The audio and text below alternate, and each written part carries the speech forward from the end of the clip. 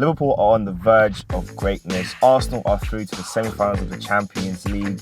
Villa feel rejuvenated. Marcus Rashford's career might be back on track. Who knows what's coming up next in this wonderful wild ride in the Premier League? But one thing is for certain, Manchester United are still a joke. Even though they just got through late last night in the Europa, they are still a joke and we can all laugh at them. But we're here to talk about the teams that are on the up, the other team that's on the down, and we're going to start off talking about the wonderful Liverpool and the news that's coming out of Anfield and Virgil Van Dijk's new contract. I'm joined by Markus and we're going to have fun here today. So Mark, I want to start off with that news that broke this week of Virgil van Dijk's new contract. How do you feel when you read that headline and how it's going to pan out for the next couple of seasons? Yeah, no, look, good to be back, good to be here, and I'm very excited to be able to record this podcast with you.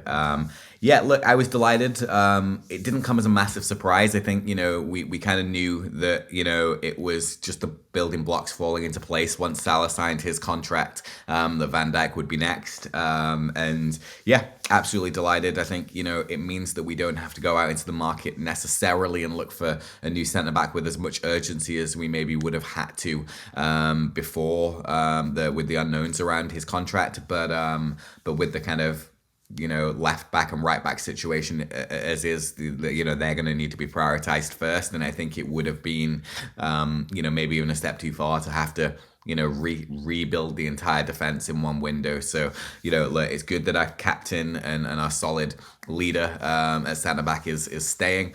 I think 2-year contract, him and Salah will be in the same situation again in 2 years, but maybe in 2 years' time we won't be in the same situation where it feels as urgent as it did this summer with Trent, obviously a contract situation as is, and with them being 2 years older and 2 years kind of further advanced in their career, it gives us time to prepare the future and lay the foundations in which you could maybe claim the club hadn't done so well leading up into this window. So yeah, delighted he signed, excited for what's ahead, and very happy to have that pen to paper for him and for Salah. Yeah, I think there were both major decisions that need to come. And I know there was a lot of, from the start of the season, there was a lot of uncertainties what was going to happen. I think Virgil was very clear himself and he was very open in saying that there no talks had started even by the end of August, going to September, which was quite bizarre. Same for Mo Salah. He hadn't heard anything either from the club. And it just felt like the kind of complaints around the ownership group were starting to bear fruit in, these are three of your key players and you're not even started making inroads with them. I'm not sure what happened with Trent in terms of the conversations and whether Madrid got to him early or anything, but it just feels like it's glad they were able to get 2 of the 3 done. And that's really important for the club. It's important for the players as well that you want to bring in. And obviously we've heard, and we'll talk about some potential rumours of who could come in the summer and how you might look to build again for the next season and what you do. But just looking at in terms of Trent and what you might do from a squad perspective, obviously Conor Bradley looked really sharp, really well when he's played in his place, and some fans were almost happy for him to play even when Trent was fit. Obviously right now they're both out injured, but how key will he be, and do you think he's got enough to step up and be the number 1 right back next season, or do you think you'll have to pick another player up in the transfer window? And if so, who would you look to target? Yeah, look, I think the thing about the Trent situation is that a lot of Liverpool fans are looking at that situation without being very clear on some of their own biases, because Trent's been an incredible servant to the club and has won everything with us and is clearly at the point in his career where he's looking for something different. He wants to go to Madrid. He wants to play in Spain. He wants to live a different lifestyle. He wants to be neighbours with Jude Bellingham, and he wants to be in that spot where he's playing for what he would consider, I guess, the biggest team in the world. I think a lot of Liverpool fans are taking that quite personally, and understandably. He's a local boy, and we love our local boys more than we do anybody else. But I think for Trent, I've accepted that this is the direction that he wants to go, and that he deserves a good farewell and a good departure, and the service that he's given to Liverpool. He's won everything with us under Klopp, and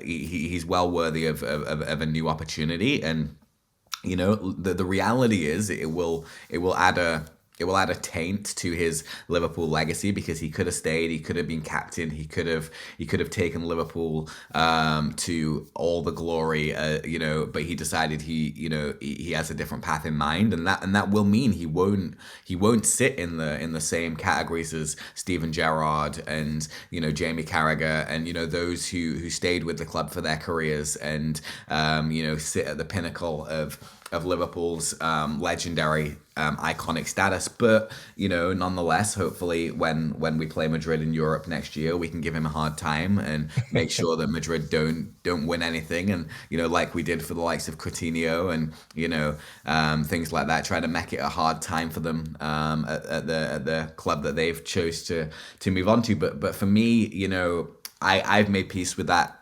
months ago. It felt inevitable that was the direction it was going. I'd always said when it went into the final years of their contract, Trent would leave, Salah would stay, Van Dijk would stay, and here we are now, and that has proven to be the reality of the situation. As for Connor Bradley, I think Connor Bradley is a terrific player. Terrific youngster. I think he's still got a lot of development to do. I would not want him to be Liverpool's only right back. But at the same time, I think his emergence means that Liverpool don't have to go out and buy, the world class right back who's already the finished product. Liverpool could probably bring in another young right back. There's the right back at Ajax. I can't remember his name, but Hato. Yes, and then there is there's a right back at Strasbourg as well called Doué, who has also been linked with the club. So there's the likes of them younger ones that you could have two competing young fullbacks and go down that path, and maybe not have to spend big cash. Other names linked that would fit the bill on a maybe slightly first choice level would be Frimpong. From Leverkusen. He could come in and kind of do a job as probably a starting fullback, and then Bradley would have to compete for his place. But I feel today like the loss of Trent isn't necessarily going to be as big an impact as maybe it would have been 2 years ago. Our formation is a lot less reliant on fullbacks as it was a couple of years ago, and I actually think all in all, the departure may not be as painful for us on the pitch as we maybe thought it would be. I think that's the benefit of having a new manager who's evolved your way of playing. And I think what I was even speaking about this with Craig as well. I think what's most impressive for me with Arne Slot is the fact that you haven't really changed the squad much from last season. You've not actually brought in. Well, Chiesa's the only player that's actually come into the team. You've got the goalkeeper Marv that's going to join in the summer, but effectively it's the same squad as Jurgen Klopp. In fact, we were looking up like the midfield three, your key performers this season: Gravenberch, McAllister, and Szoboszlai, and all three came in the same window in 2023. Which is, in fact, all four of your midfielders, including Endo, all joined in the same summer window, some in June, few in July, which is very impressive. And I think that's one thing I think. If we would say that you got a nice parting gift from Jurgen outside of the contract stuff and the Trent stuff, I think that was probably a nice thing that he's been able to leave you with a solid midfield core that is effectively in his image of football, because all of them could press, all of them can pass, all of them can give you rock and roll moments if they're shooting. And you've got three players who would have seen Gravenberch as a sit-in six. Yeah, but also can flip to box to box. Who would have seen Szoboszlai being someone who we've always known he was technically secure, he could have these great long shots, but being able to dominate games, pressing up and down, moving the ball around. And then McAllister, who I think people misprofile him from his Brighton days, and they don't really know what he is as a midfielder. But you watch him for the national team for Argentina, you watch him for Liverpool, and you've got a player that can do everything in midfield. He can break up play, he can start the play, he can finish the play. And it's just the fact that you've got three players that actually can all do the same roles to differing degrees, but they can all do the same roles together. And what it means is your central midfield is very, very strong and dynamic. And so that's one great thing that he's done. And on that note, I think looking at the rest of the squad to build into next season, obviously keeping Van Dijk, keeping Salah is very important. But looking at those two positions, obviously up front and your centre-back, how would you look to bolster the squad and almost have like a succession plan in place for when you look to eventually move on from Salah and Van Dijk? Who are players you think, okay, we could look at these two or these three to bring in as potential options to help build the squad going forward? Yeah, it's a good question. I think looking at that midfield that you talked about there, it reminds me actually a lot of our midfield back in 2018 when we had Wijnaldum, Henderson, and Milner. None of them were spectacular, but they all kind of could do everything to, as you said, varying degrees. And I think that is one of the things in which I appreciate about this midfield is that, like I said, who would have seen Gravenberch as a number 6? And you've got to credit Arne Slot for that, because he's gone. He's gone. We went out and tried to get a number 6 in the summer. Zubimendi wasn't able to make it happen. Couldn't get it across the line. Everybody knew Liverpool was screaming out, wanted the number 6, and he's gone. Right, this is what I've got. What can I work with what I've got to get the best out of my players? Who of my squad fits that profile best? And something Klopp wasn't able to identify, something I don't think Gravenberch necessarily identified, and he has set that spot alive. He's been like a young Fabinho in that spot this year, breaking up the play, winning the ball back, dynamic, aggressive, and probably. We'll talk about it a bit later, but probably outside of of the obvious, our performer of the season, and then in terms of a striker, look, we need an out and out striker that can put the ball in the net consistently. Darwin Núñez is not good enough for Liverpool Football Club, unfortunately, and I think that's been reflected in he has moments, he scores wonderful goals, but he works hard, and nothing against the guy at all. He just doesn't fit the bill as good enough for Liverpool Football Club. He doesn't, the likes of you go back through the list of what we've had in that position: Michael Owen, Fernando Torres, Luis Suarez, even the likes of Daniel Sturridge. He just doesn't do it to the levels that them guys did consistently enough to be able to be the number.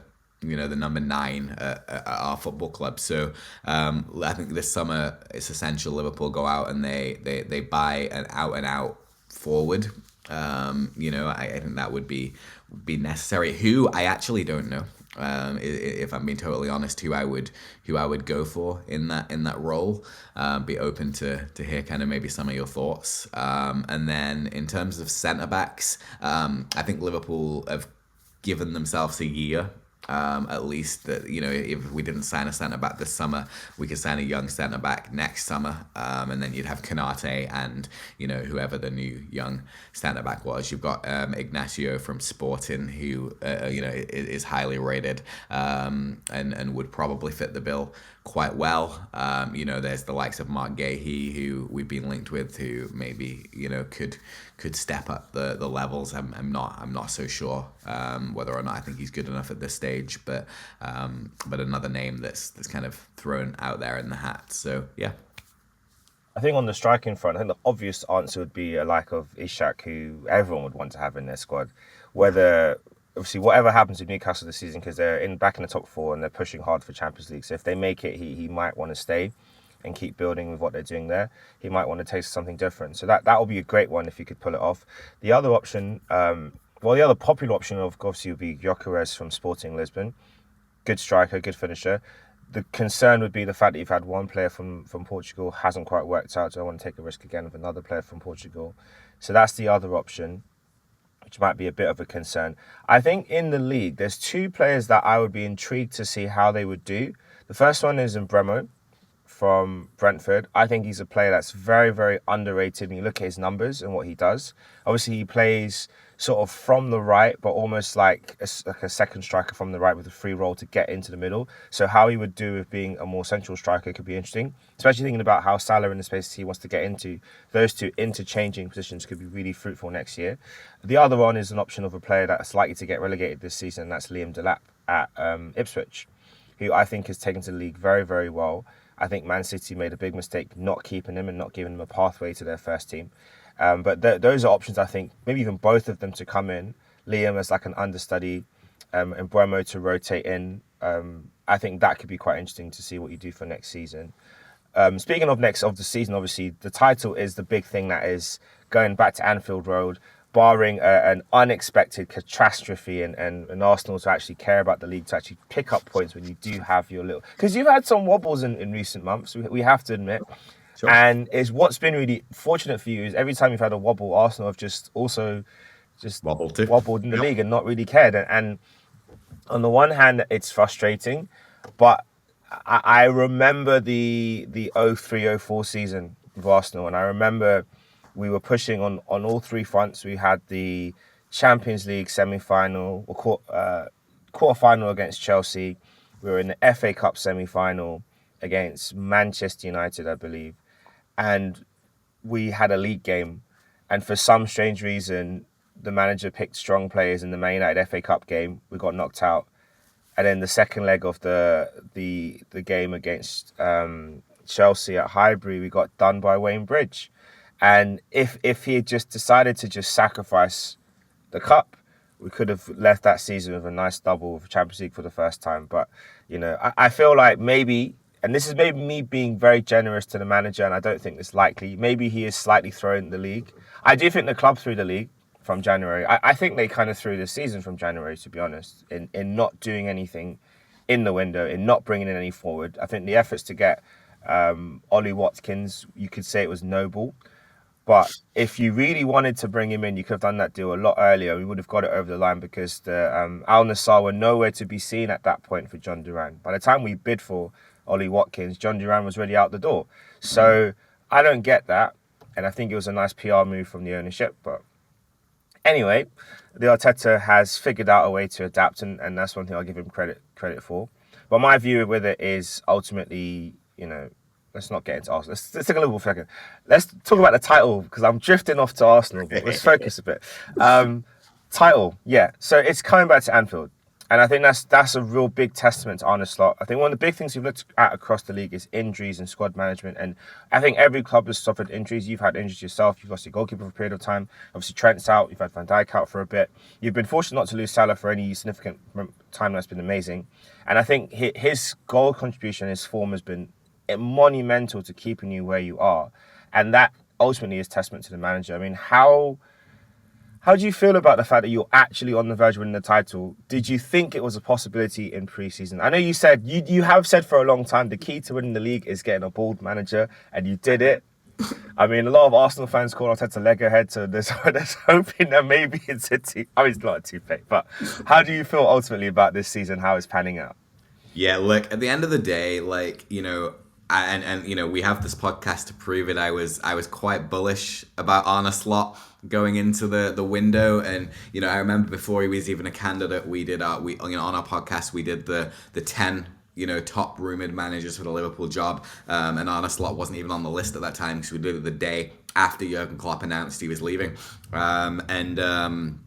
and you know, I went through all the managers and profiled all of them and said that Arne Slot would still be the one that I would choose over all of them, bar maybe Xabi Alonso. But I didn't think Xabi Alonso was a viable candidate. It seemed like he was always going to stay with Leverkusen. So Arne Slot was the one that I thought would be the right man for the job, and obviously then Liverpool did go and approach him and ended up hiring him. And I think unlike a lot of others who have followed Arne Slot's career, I just felt like there wouldn't be a massive drop off, and that Liverpool would be able to hit the ground running. We built a squad over a couple of years that was a good squad that had the players that were good enough to compete for the title. And you forget in a tired final Jurgen Klopp season, we only finished a handful of points off the title, in third in the end anyway. And you look at that and you think, okay, well, yeah, like this Liverpool team is still title contenders. I don't know that it's going to change much, but what we've had in our favor is Man City have really dropped off the ball, and as you've said about Arsenal, they've not quite been able to keep the pace of last season to kind of push on in the Premier League to the next level. And Liverpool came and hit the ground running, and everybody said, oh, Liverpool had easy fixtures to start the season, and it's true, we didn't have the hardest fixtures fixtures and he got us some momentum. But, I remember there was that very pivotal week in the season where everybody said, well, Liverpool have Man City now and Liverpool have Real Madrid now in their next 2 games. And this will tell you everything you need to know about Liverpool and the season that they'll have. And, we beat Man City comfortably and tore them apart, dominated them in the league. They didn't even get close at Anfield. And then we went and beat Real Madrid 3-0 in Europe. And it was at that point where I think everybody kind of looked and said, I actually think this Liverpool team have got what it takes to really do something special here. Now, that kind of special has kind of waned in as you kind of alluded to in the months that have followed with for example the losing of the League Cup final and the little kind of shaky periods with a couple of draws there against Newcastle and loss to Forest and kind of a few kind of waning moments, as well as obviously the unfortunate PSG Champions League, which we'll get to when we review Arsenal's semi-final a little bit later. But yeah, I think at the end of the day, what was an incredibly consistent season has left maybe still something to be desired, but yet the loss to Fulham at the weekend, just gone there, was our first defeat in 27 in the league.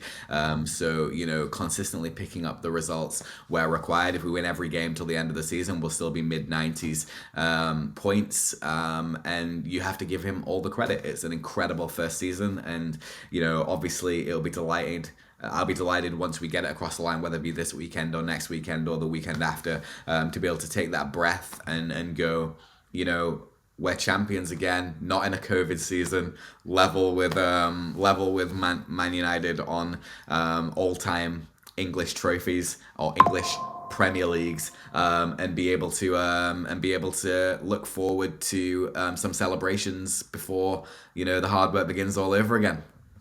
I think that is going to be interesting as well for Man United fans, because they've had that over you, and that was one of the reasons why Van Persie was given number 20 when he joined from Arsenal all those years ago. It's not lost on me.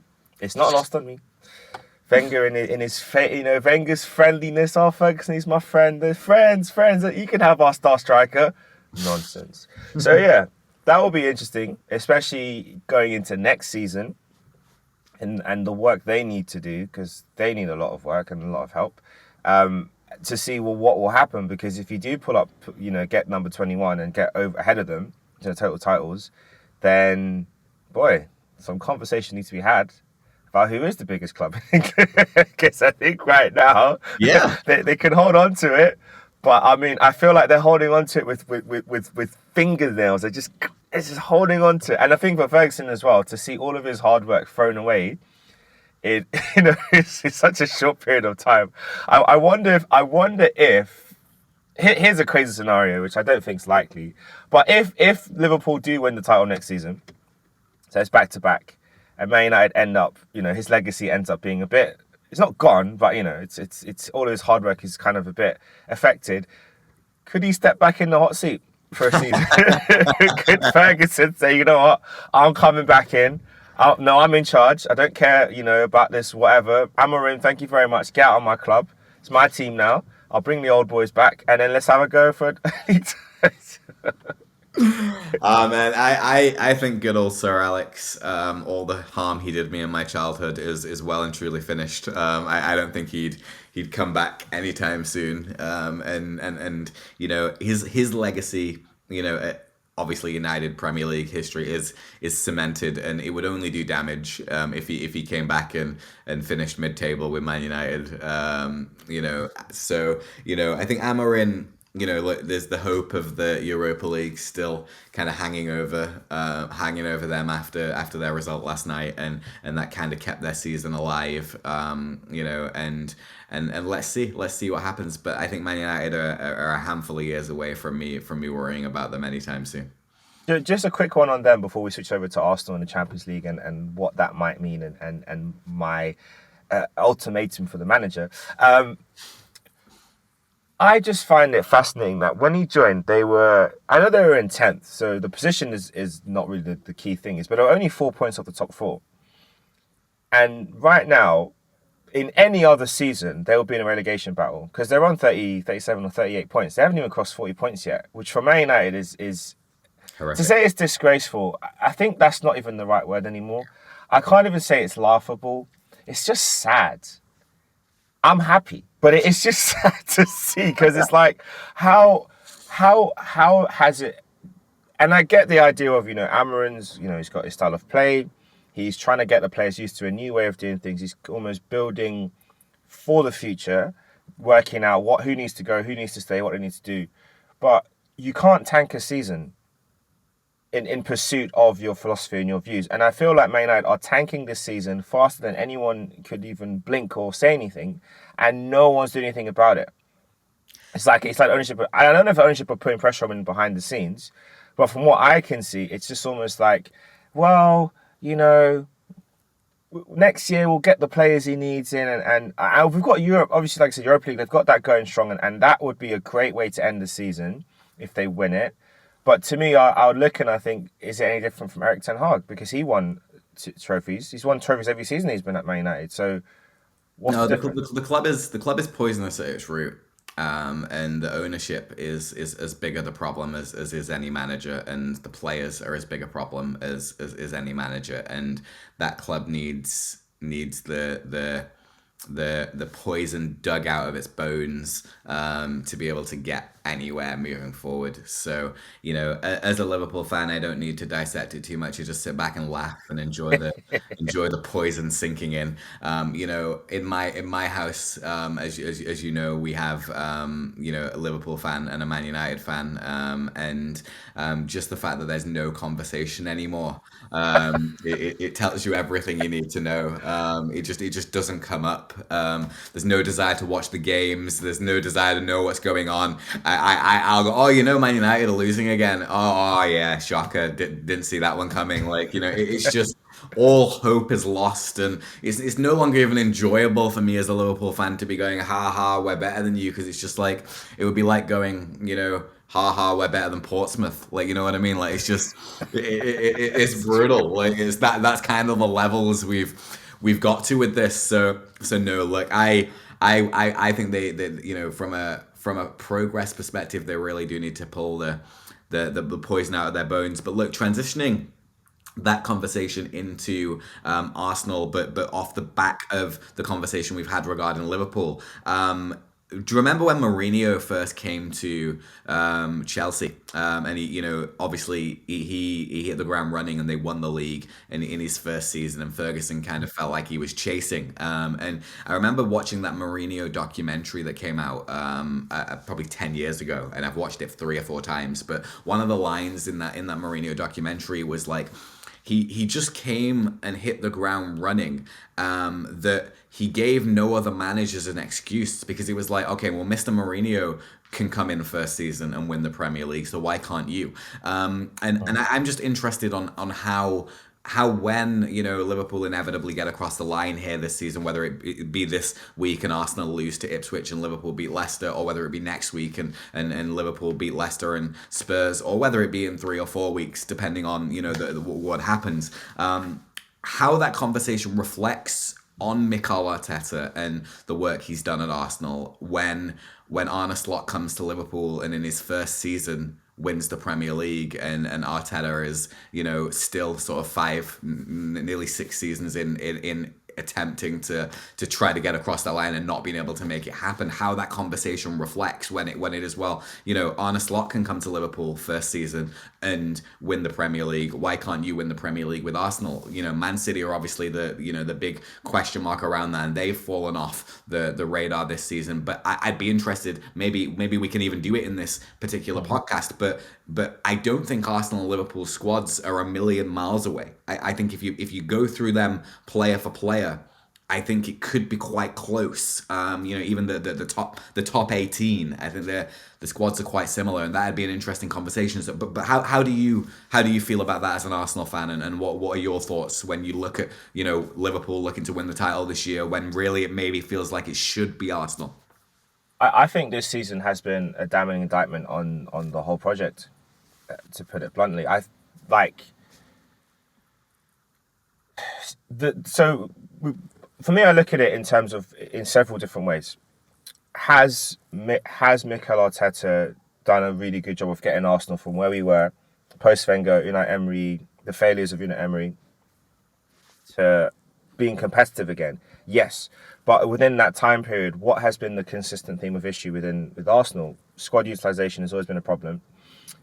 He has his favourite players, or the players that he trusts the most, and others you either in or you're out. Like even like right now, Miles Lewis-Skelly's had an amazing season. He's kind of come from a player that you're looking at maybe getting 5 or 10 games this season to certified starter in the Champions League quarter final against the biggest club in the world, the best club in Champions League history. And yet we signed a centre back / left back in Calafiori in the summer, who I don't think starts anymore as first choice. I don't see him starting over Miles anymore. I can't justify it because for what Calafiori does really well offensively, Miles is way better defensively and is way more impressive offensively. So actually, that's a bit of a weird signing. In retrospect, at the time, it made sense. He's a very promising player. A lot of clubs wanted him, and I can see how it would give us that release valve if and when Gabriel's unavailable, which he is right now, and Calafiori is just coming back to fitness because he's suffered 2 injuries this season in strange fashion. So that hasn't really worked out so well. Up front, we've needed the striker for years, and we haven't done that business. And now this is where I give Mikel full credit, because he put Merino up there in one game. Merino didn't train it much, and Merino, and it's worked. Credit to the player now. He's gone out and got his own personal trainer. He's done a lot of fitness stuff. He has really adapted his own self to play the role, and he plays it differently to Havertz. The major difference in the two of them is that Havertz will give you the runs in behind all the time. He'll stretch the pitch a bit more. What Merino does, he plays the false nine. I don't want to compare them, but in the way how Firmino would come off the line a lot when Liverpool played that false line, it'd almost be like an extra midfielder in that ghost space. So the defenders wouldn't really know where to pick him up. And what I really liked for Saka's goal against Real Madrid in the Bernabeu, Merino started off on the defenders line of vision, and when the ball came across from Odegaard, played it into Rice. Rice gave it back to Odegaard. When the ball went into Rice, Merino slowly started creeping off the defender into free space off the edge of the box. The defender thought he had him.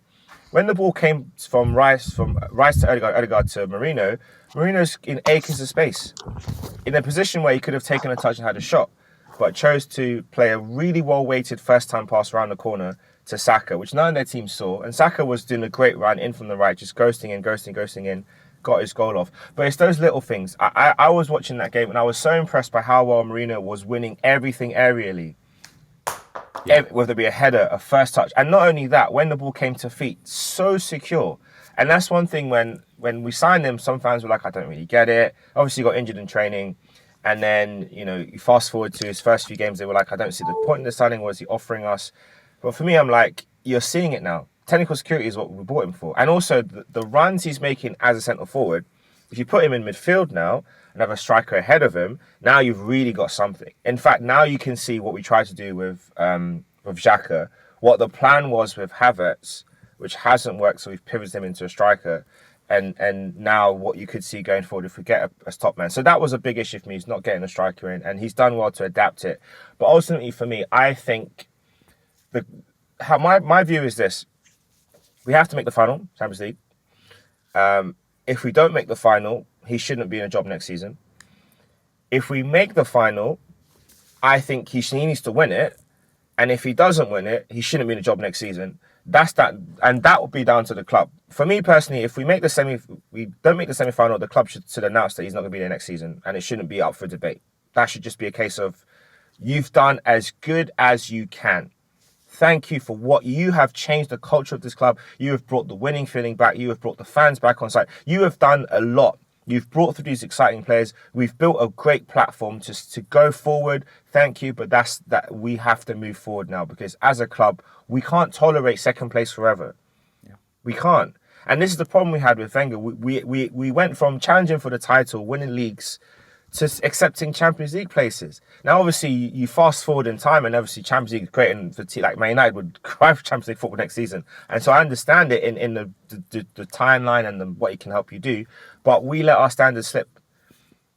2 years in a row chasing Man City, fine.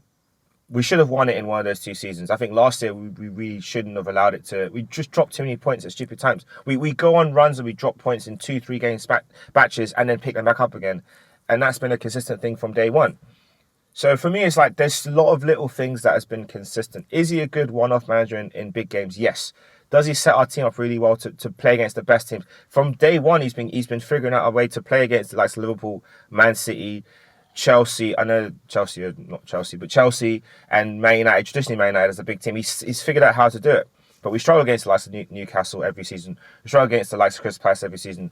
We struggle against the likes of Brentford every season. There's teams that we play every year, and Brighton, that they give us problems. Fulham sometimes. It's always the same teams, that middle block teams that are trying to get to the top but not quite got enough to get there. Villa. Always those teams give us problems, and he hasn't figured it out yet. So for me, he's got to win the tournament. He's got a great chance. He's got to get to the final first, and he's got to win it. Now, that's saying a lot, but that's how I feel. I think that this semi-final is as good as a final when you think of the nature of your competition. PSG are exceptional this season, and I think PSG are the team to beat. So if you can beat PSG in the semi-finals, obviously Barca or Inter will still be tremendous competition, but PSG would be the team that are expected to win this tournament. And they have gone through their own transition from world superstar Galactico model not working to get them what they want to a young, aggressive, fantastic, dynamic team at the moment that are just so exciting to watch, and they'll be the competition when you look at the likes of their front three of Ousmane Dembele, Doué, and Kvaratskhelia. You look and you see you've got players who are just so dynamic, so aggressive, so fast, so tricky, so interchangeable. That front three is Dembele's finally kind of finding his feet as a player, who would probably be the star in that team, but he's not star, like he's not Messi star, he's not Mbappe star, and I think that's working for PSG. You look at the midfield of, Fabian Ruiz, João Neves and Vitinho, and you think that is an exceptional midfield, a young midfield that can pass the ball, all ranges covered, all ability covered. They've got aggressive and break up play in Fabian Ruiz, but also can hit a screamer and can take the ball forward. And then, Vitinho can sit and spray like Pirlo would have kind of sat and sprayed, but also can tuck in it right back when needed and can drop someone else into that midfield. And João Neves is probably the best young midfielder in the world right now. Just incredible, kind of has everything that you would want from a young budding midfielder, but then also them fullbacks of Hakimi and Nuno Mendes, scoring goals. They both banged in goals against Villa. Nuno Mendes scored both legs. So I think Arsenal have a real big ask to be able to beat PSG over 2 legs. I think PSG are the favourites for the tournament. But you know what? This is Arteta's time. And now is as good as any time, and all will be forgiven for no league title if you can bring home that first Champions League. But this is the moment to do it. It's the moment where you need your big players to step up. Yeah, we do, and I love the fact that I feel like Rice has put the club on his back now and said, you know what, I've done it in Europe before at West Ham. We won the Conference League. Made history there. He's looking to just say, you know what, I've done it there. Let me take Arsenal to glory because why not? And I like that. And I looking at how him and Bellingham were playing against each other the other day. You have to stop and think: are you guys? Is everything all right there? Like your national team colleagues, right? Like, because you lot are some of the little digs off the ball and little things. I'm just like, are you guys okay? Is it like, Jude, can you just calm down? Like, that's your boy, right? Or do you guys have beef off the pitch? I can't tell. But either way, I liked it. It was like two warriors going head to head. It was like Declan was like, look, I'm here. I'm taking Arsenal to the final. I don't wear the armband, but I'm the captain on the pitch when I'm playing. I show you lot what I'm about. I came to this club because I want to be known up there with the likes of Gerrard and Lampard. And when it comes to the debate of midfielders in this league, of Vieira, Yaya Toure, I want to be in that list. I don't want to be known as Declan Rice. Oh, he was all right. He was decent, but we never know. No, I'm here. Yeah. This is my stage I've arrived. I love what I'm seeing there. Saka, even he said himself he was targeting this Real Madrid game as his comeback game from his injury. So once he saw the team progressing, he's like, okay, that's the fixture. I'm getting ready for it. And look at him now. He's come back, and it's like it's just continued on his goals and assists record as if nothing's changed. What a player, man. So I like that. Thomas Partey as well. I think he's done really well. And like, we're going to come back to him in a second, but I think he's just stepped up as well. I think it's the first season he's not been had any injuries, barring like a minor one the other day, which is great for him, annoying for us because it's like, where's this fitness been all your Arsenal career? You've been so unreliable. But yeah, when you're on it, you're great. And he's had some poor games this season, and I could tell there's been times when he's been almost saving his legs for more important matches. But hey, look, if he's delivering now, he's delivering now. I mentioned Marino earlier and what he's doing. Saliba, Raya, Miles Lewis-Skelly, Jurriën Timber, just Gabriel been phenomenal, and it's just a shame he's not going to be a part of this final run for the last few games. I would have loved him to play, but Kivior's come in and done a really good job. And my thing with Kivior is I've always felt give him a run of games and show what he's about. Is he the best defender in the world? No. And I was even telling Craig, like, every international break, Poland kept 2 clean sheets. He played at the back. He was one of their key players. So he's not terrible. It's just that we know what his weaknesses are. If you run at him, he struggles a little bit.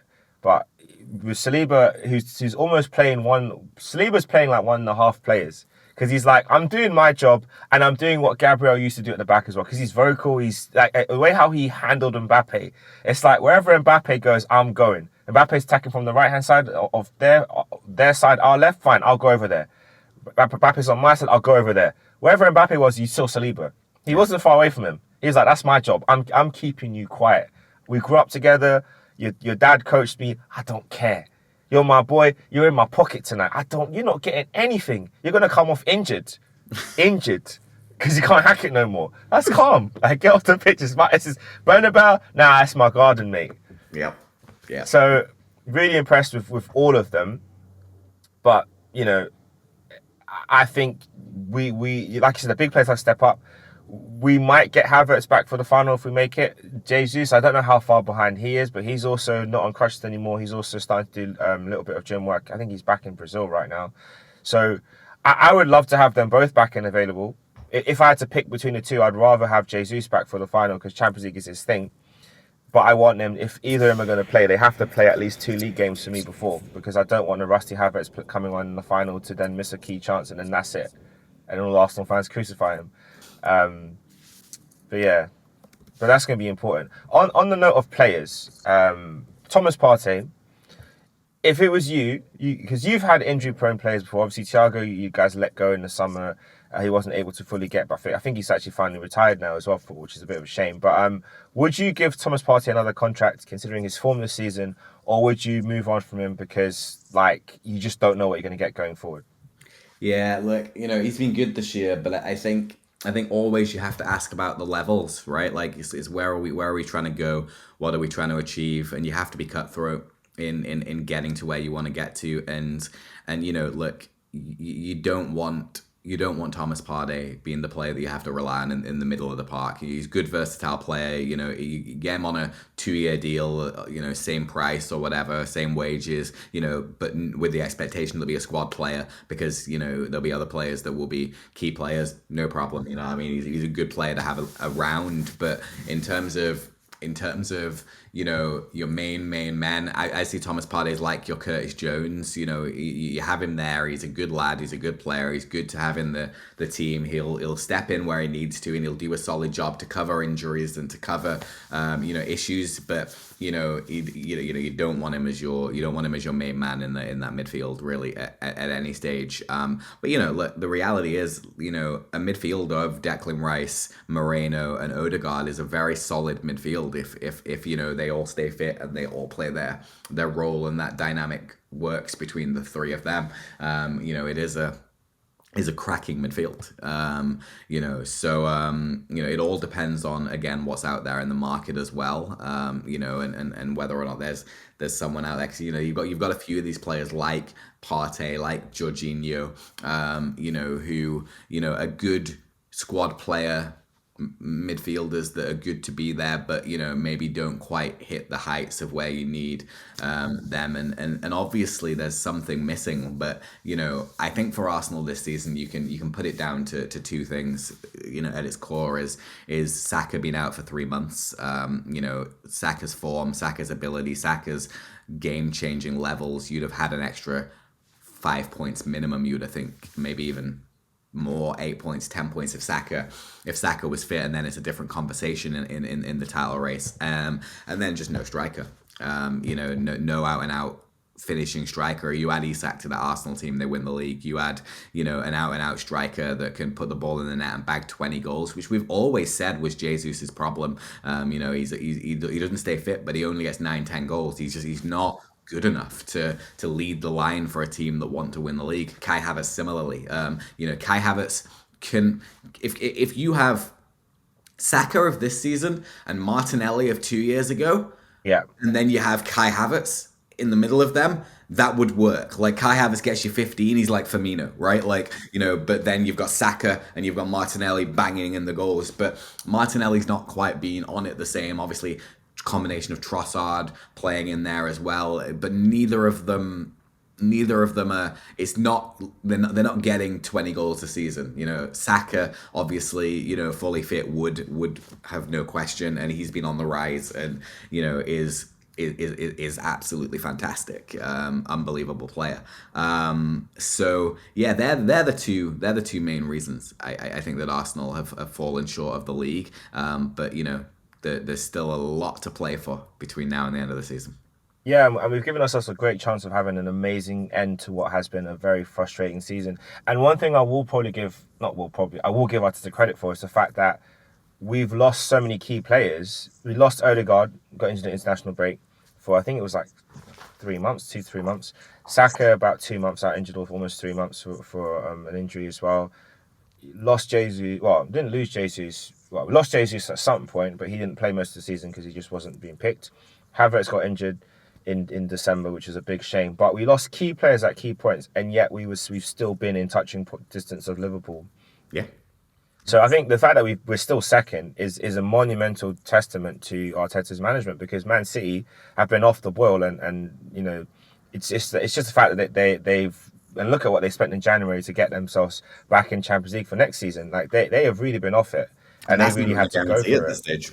And it's not a guarantee, because Newcastle look very, very strong. Chelsea will look to push on there because they have their own questions with Maresca. Nottingham Forest deserve to be in it next season. Aston Villa have had a taste of it now, and they're going to want to push very hard to get back there. So I think there's a lot of competition for them to get into that Champions League for next year. But I'll give Arteta credit for keeping us in the top two, and finishing second 3 years in a row. In context, it's not a bad achievement. 3 seasons in a row, you're second. It shows that you've kept the team. You've not dropped the level. Now, obviously, when you look at the numbers and the data, our performances have dipped over time. And I think 22-23 was our best attacking season.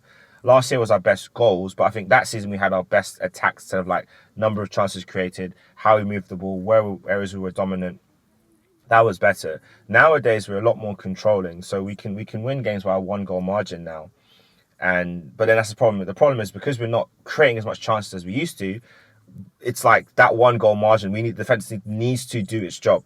We can't afford to have a bad defensive day, because if we don't, we're not getting enough goals to make up for it. So that's the negative side of things for him. But just looking at the outlook now for Champions League and how things move going forward.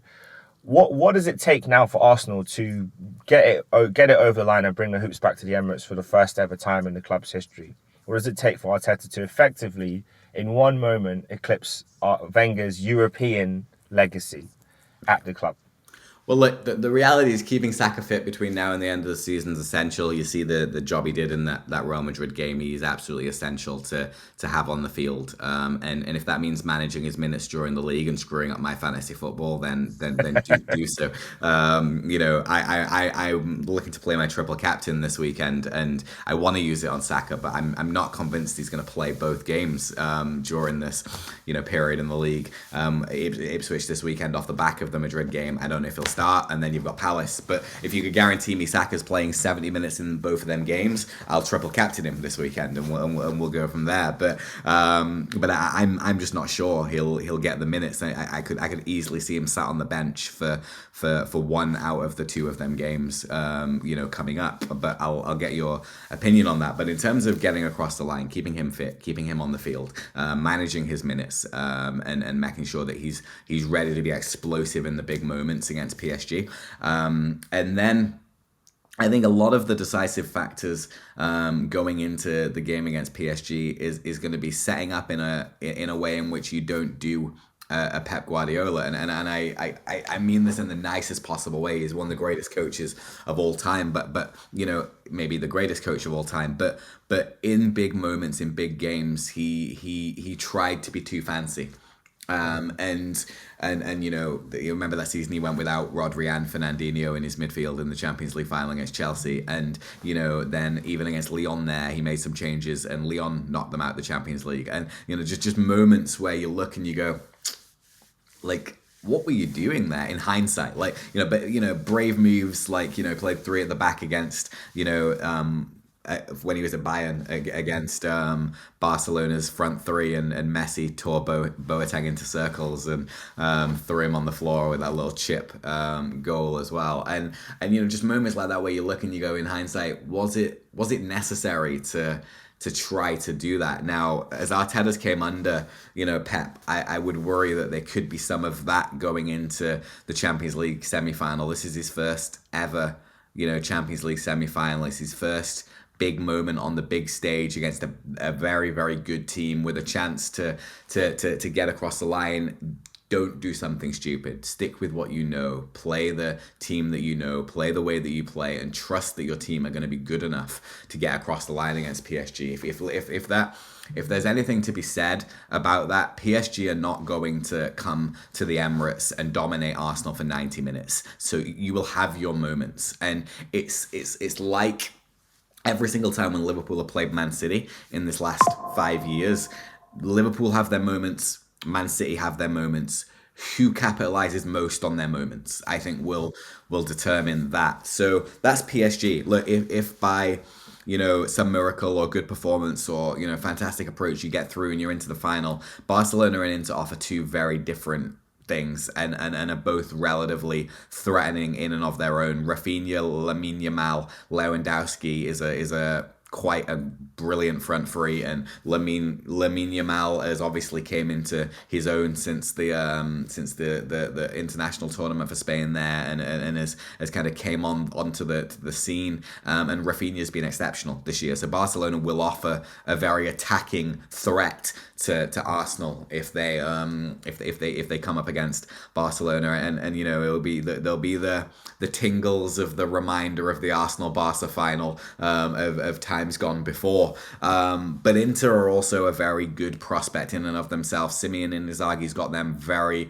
very routine defensively, and they've got a very, very strong outfit, and they were moments away from beating Man City in the final when Man City won their first Champions League, and Simeone and Inzaghi, for Inter Milan to take them to, for example, even to take them to one Champions League final, another Champions League semi-final, they're not the Inter that you expect to be on the big stage of the Final Four of major European competitions. And Simeone Inzaghi has done a fantastic job of taking them to that major stage again. And I wouldn't rule them out. But, That's what's needed from Arteta, in my opinion. He needs to keep a level head. He needs not to make any strange decisions. He needs to utilize his best players in the big moments, and then hopefully Arsenal come out on top.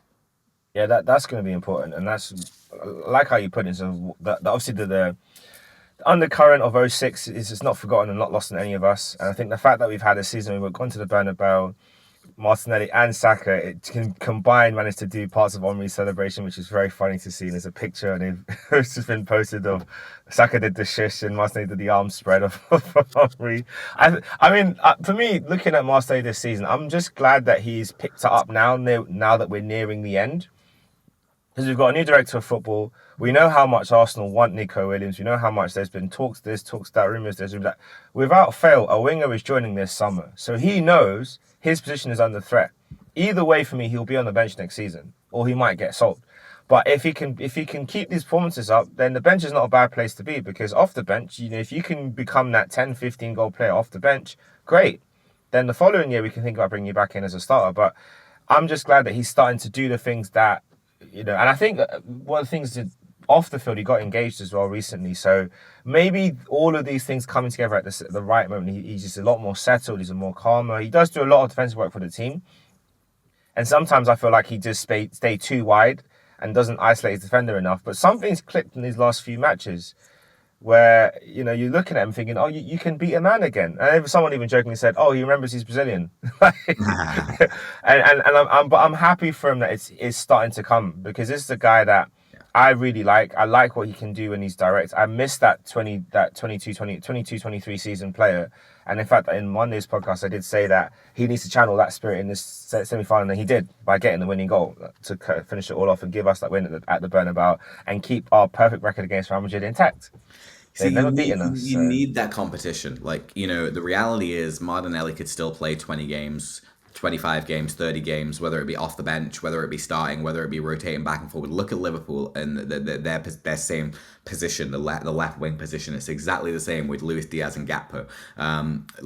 Diaz started the season explosively. He had 9 goals in 6 games or 7 games. And, Gakpo couldn't get back into the squad after what was a really good international tournament. And then Gakpo got in and Gakpo started to perform. And they have, between them, played, on rotation, but have stepped up where Liverpool need them across this season. Gakpo scored in big moments. Diaz has scored in big moments. And you've been able to utilize both of them in that position. And that is what you need. You got 2 very, very, very top level players in that position. I don't think any of them are at, Salah's level or Saka's level, for example. But the reality is having 2 players that are, just short of world-class level, maybe we could say, performing, in the way that they're both performing, gives you that edge to get across the line, because when one's not working, the other one can come on. When one needs a rest, the other one can start. And, as long as one doesn't feel like he's been left out too much over the other, and you get that balance well, which again, you got to credit Arne Slot for. You've not heard any talk of Diaz complaining. You've not heard any talk of Gakpo complaining, but both of them have been virtually rotated back and forward in games as the season's gone along, to get the best out of them for the club. So, I think if Arsenal did bring in a Nico Williams, who, as a Bilbao fan, obviously is an exceptional player, and, won't leave cheap. But, at the end of the day, I think he's got a release clause. So, I think it's a matter of whether or not Arsenal decided to trigger it, and then whether he wanted to go there or whether Barcelona was on the cards still. Depending on how Bilbao do, that still they could be in the Champions League by the end of this year with the 2 routes, the league and the Europa League. So, yeah, I think that's what you need. You need that competition. I agree, and I think that's one thing that we hoped was going to come through. I guess with Trossard, but his numbers doesn't really match some of the hype. So he's been okay, but not that great. Sterling in particular is the one that we really hoped was going to come in and just take the burden off everybody, but it's just been a disappointment, and that's all I have to say about that. I think some of it is down to the manager not using him. But when he has played, it's just like what it just breaks my heart. I really like Raheem Sterling. Off the pitch, he's been phenomenal at Arsenal. How he's helping younger guys, how he's been giving advice to Lewis Skelly, to Wanieri, to the other academy players, how he's been around at training. Great. On the pitch, we move on. But anyway, look at the rest of the league. Which team have you been most impressed with this season? I think Forest have been obviously exceptional, and they started the season well, and obviously like, Nuno has done a great job there. But no, I don't think anybody thought that Forest would be, you know, even competing for top four still at this stage in the season. And it shows what having an out and out striker who can put the ball in the net can do for a team. Like, Chris Wood has really came to his own this season and just bang, bang, bang, bang, bang, banging in the goals, leading the line as a proper number 9. Alanga, really, really good. Morgan Gibbs-White, your old boy there, like stepping up and playing some good football as well this season. And then, the thing that you got to give Forest is they identified their problems last season and they solved them. They were like, we were conceding a lot from set pieces. So they went and bought a really tall goalkeeper and they went and bought a really tall centre back. And, Sells, obviously they bought the other goalkeeper too, but Sells has kind of made himself the main man there. And then also, Milinkovic has been fantastic at centre back for them this season alongside Murillo. So they to me have probably been the most impressive team to watch from a surprise kind of outfit this season, I would say. And who would you say has been the worst? Or the biggest disappointment? It's a battle between Man United and Tottenham, isn't it? Like, the United have obviously been a shambles, and we've already talked about that. The club's poison. We don't really need to go into that in any more detail. Spurs obviously have been horrendous in the league, and again, Europa League is their saving grace, and it's almost like Postecoglou knows it as well when he came out in his press conference after winning last night and said, "You're stuck with me a little bit longer." Like, he literally knows the only reason I'm still at this club here now is this. Tottenham are a shambles, but what this shows is that because Tottenham are not a necessarily poisonously ran club. Like, what this shows is the vast majority of the gap between 4th and 16th. If you really don't get it together and move in the right direction. Like, the clubs above Tottenham are not better clubs. They don't have better players. Maybe some of them are better run. Maybe some of them are better managers.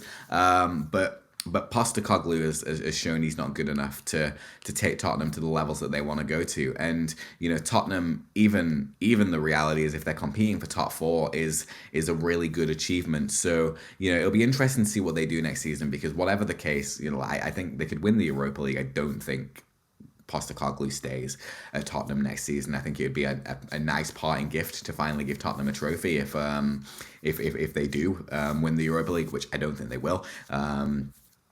But I'm a little biased because Bilbao is still in the Europa League. So, but yeah, like obviously Pochettino has came out and talked about how he would love to be back at Tottenham, and obviously what what he did at Tottenham was quite impressive, all things considered, not winning anything. But there's also the likes of Glasner, who I think is an interesting name, who's been, tossed into the ring for that job as well. But yeah, so they're your 2 worst teams, and obviously you just have to say the relegation teams have been horrendous. Southampton obviously could still have the worst ever Premier League season, which it doesn't get much worse than that. I don't think Derby ever thought that would be a possibility. And as you've said, the likes of West Ham, Man United, Tottenham can all count themselves incredibly fortunate that every Premier League, every newly promoted team has been absolute garbage this year. Yeah, it's unfortunate for them, and it's a shame for the bottom 3 that they weren't able to adapt as well. I think Ipswich was the best of the worst. And it's just a shame that with Ipswich, I think they just had a bad middle point in the season when they just were not quite picking up the points. And by the time they've gotten into the rhythm of things where they are now, it's just too little too late. Yeah. But yeah, I think we'll call it there. Thanks so much for your time, Mark. Thanks for sharing. Thanks. It's always good having you on the podcast and talking.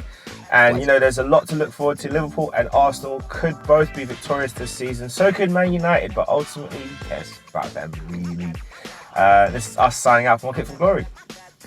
Peace.